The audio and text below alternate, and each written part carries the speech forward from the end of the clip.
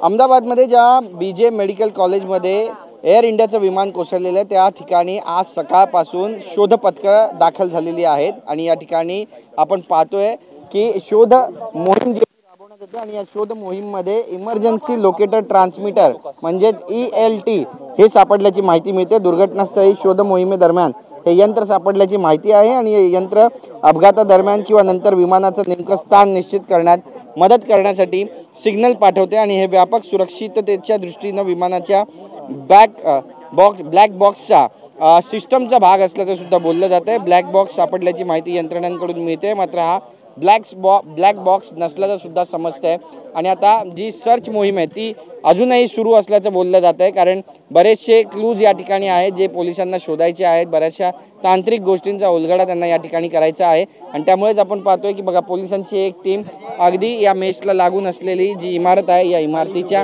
टेरेसवर पोहोचलेली आहे।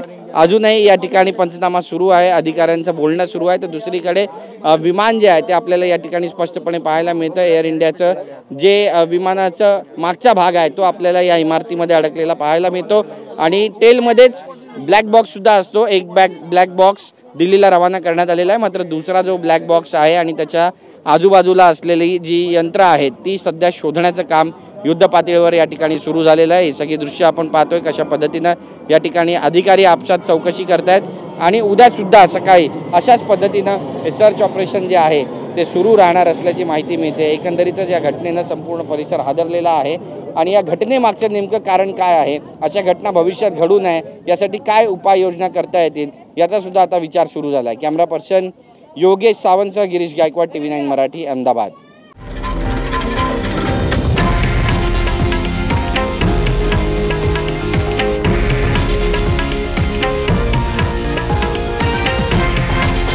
हे आहे देशातील नंबर 1 न्यूज नेटवर्क आणि आपण पाहत आहात TV9 मराठी, एकमेव।